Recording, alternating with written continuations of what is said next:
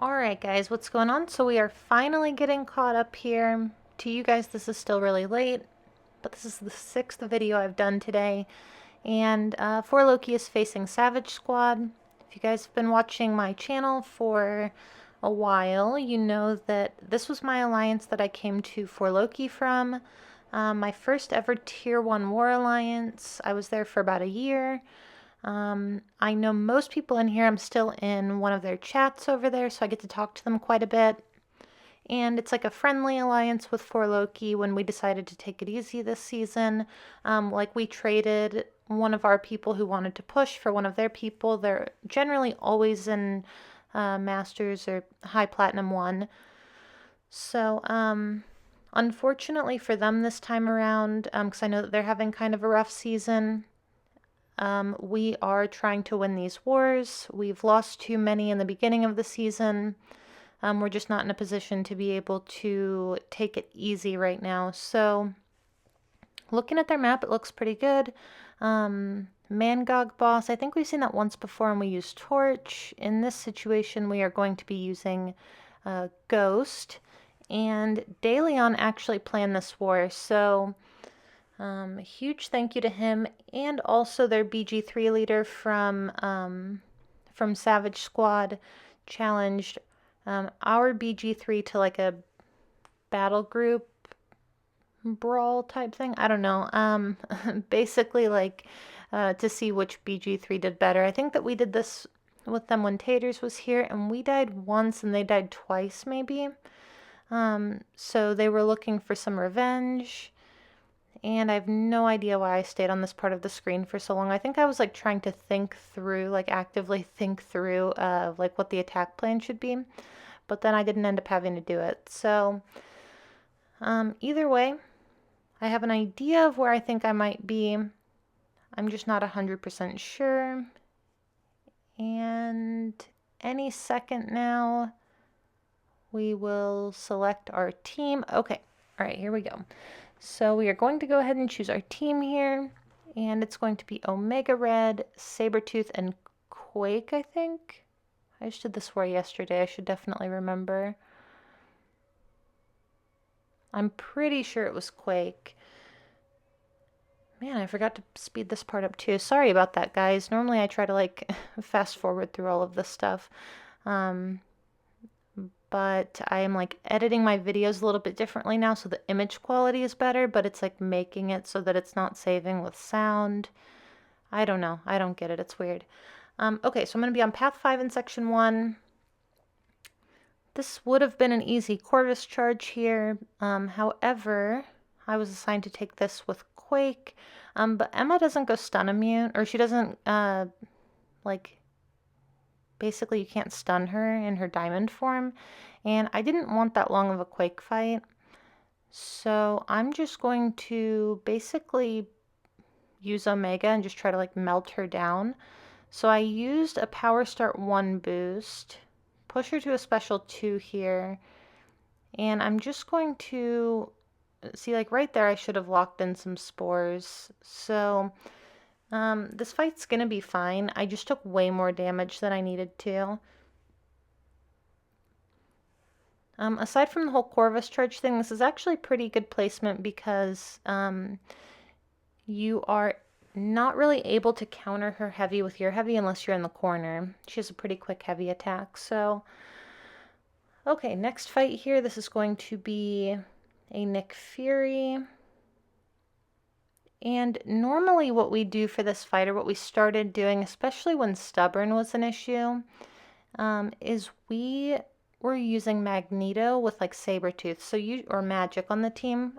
So usually I would do that fight and it would be like Omega, Sabretooth, and Magneto. Because you just build to your special 3 and then you knock them like you knock Nick Fury into his second life. With a heavy attack, and then immediately throw your special 3 and it heal blocks him. So it's definitely, you know, I think kind of like an easy way to do this fight, a little bit cheesy maybe. With stubborn being gone though, I am just going to go ahead and use Omega here. Sorry about that, I got distracted for a second. So yeah, you can see I got a bunch of good reparries there actually, which was pretty cool. Here, gonna go ahead and finish him off, and fight's over. So about a minute. If stubborn were still a thing, that fight does get pretty annoying, and it would probably need to be Magneto.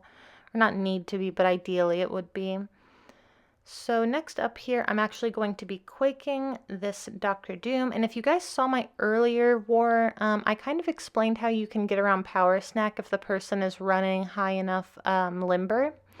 But you're gonna see in this war here, I'm gonna show it. I think I'm gonna pause it so you guys can see like what it looks like when it's not safe to do that.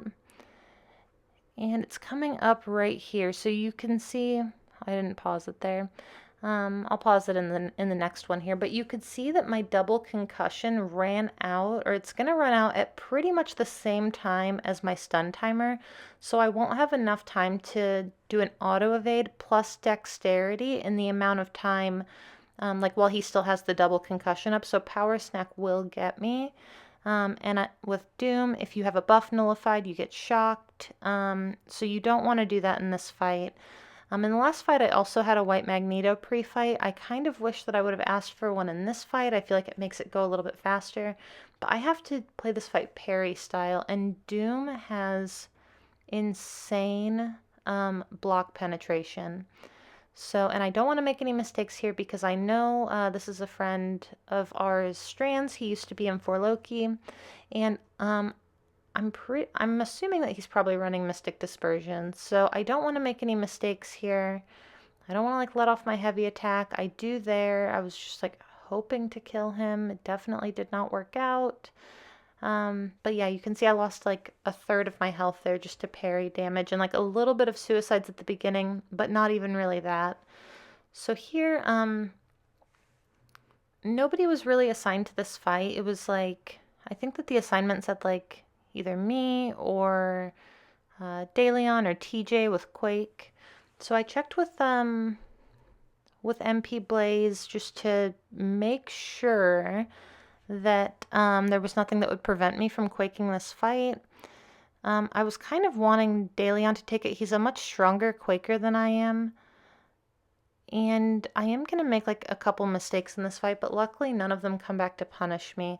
So I don't think you want to put anyone here that can be quaked. I think that Mr. Negative could actually have some like viability on defense, just not where he can be quaked, if that makes sense. So maybe he could have picked up a kill somewhere else, I'm not sure. But either way, this fight feels like it's taking forever. And at one point right there, I have no idea what his heavy attack looked like. I dueled him, but I never like made the mistake and had to deal with his heavy attack. So I got pretty nervous there that I was going to get hit by it. But you can see this is actually like a really long fight. I accidentally let off the heavy there, not a huge deal. I just don't want to push him to the special one, like at all. So, because I don't know how to evade it, he has a bunch of prowess. Either way, the fight's over. Not too bad. Okay, then in section 2 here, I'm going to be on path 9. It's pretty much set up perfectly for Omega. This is going to be a rank 3 Jabari. You're going to see I'm going to make a mistake in this fight as well. Okay, so going in here, so Jabari, again, I'm not 100% sure why she's on this node because you can't usually stun her anyway. She has that cleanse, and she'll usually cleanse your stun and just go stun immune anyway, so I do think that there are better spots for her. But yeah, so right here, you can just block the special one and punish it. Right there, I get parried. She does a medium or a heavy attack. Her heavy attack is super, super quick, and I go back and get parried. Luckily, I am always running 5 out of 5 limber, and I was able to hit block. I don't know if this person, oh, this is Taint. I don't know if Taint was running full stupefy or not, but I got out of that stun really quickly. Luckily, otherwise, I mean, Jabari hits pretty hard. So, okay, moving on. Next fight here is Mole Man. any path where there's like a double skill and it's like a relatively tricky path, like I'm probably going to be taking it with Omega. So usually people kind of try to spread these fights out a little bit. But either way, just going to lock in some spores here. This should be pretty easy. Mole Man, you know, again, he's somebody who shrugs stuns, so I don't really understand why he's on the stun reflection node. But I'll take it, you know, I mean, I'm just trying really hard not to die for my battle group, for our little battle group war that we have going on right now. So made it out of that fight. I am taking a lot of chip damage this war, though, like a lot of chip damage. So this is going to be a Kingpin. This node used to have Powerful from Afar, and it was definitely Quakeable. I think that Quake was the best option for this node, even with Powerful from Afar, but it was a little bit sketchier because you kind of had to like race back to your corner and hope that he came in and like hit into you without getting a bar of power. I did make a mistake once taking this fight with Quake on Powerful from Afar. I gave him a bar of power, and luckily, you know, he threw the special one. So aside from that, this is just kinetic transference. Super easy with Quake. Also super easy with someone like Omega Red, Apocalypse. Doom could do this with the White Magneto pre-fight. So I'm just going to hop in here. Quake him. I think I have like a 6-hour 20% boost on for this fight, and I still lost like a third of my health or a fourth of it or something. Way too much in my opinion, but either way, that fight's gonna go down, and I'm going to have one more fight this war. I'm gonna be taking Thing on, this is Brute Force. That's the only thing about this fight. And I think it has like Spry, but that doesn't apply to Thing. So it makes sense to put Thing on Brute Force because, you know, if he doesn't want to throw like his special attack, you really can't hit him. So I like to get to 8 charges, and I do have a White Magneto pre-fight here too. So I like to do a 5-hit combo, and then a 3-hit combo, and then a heavy to get to him to 15 rock stacks. And there I messed up. I should have countered his heavy with my heavy. And the other thing that kind of sucks with using Omega against Thing is that you can't block hit him because you go unblockable, especially if you have a lot of spores on him, which you know, usually want to have. So here we go. I'm going to do 1, 2, 3 block, counter a heavy with my heavy to lock in the degen, and that fight should pretty much be over. So yeah, that was the end of my war. I did get quite a few fights, which I was happy about. I do like getting a lot of fights as long as the matchups are good. Pete came in and ghosted this MCoC in like 2 seconds, and we ended up winning the war. We won the actual war against Savage Squad. We won 3-10, I think. But 2 of those 3 deaths came from BG3. You know, and it was like kind of a, I don't know, so it was bittersweet. Like we won the war, but we like lost the battle, I guess. So congratulations to BG3 over there and Robbie.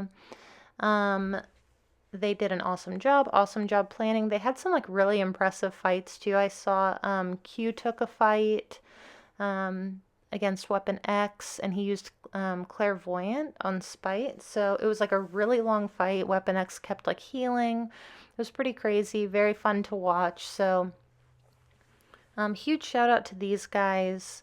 And I think that our only other death in the entire alliance was a disconnect in one of the battle groups. So the other 2 battle groups finished with like pretty much a perfect clear aside from a disconnect.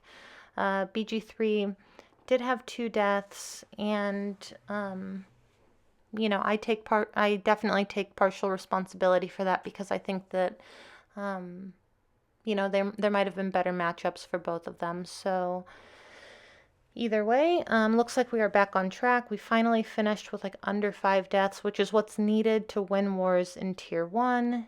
And Savage Squad, I know it looks like they died a lot, but I think most of their, I'm pretty sure that most of their deaths came from like one particular battle group that was just kind of struggling.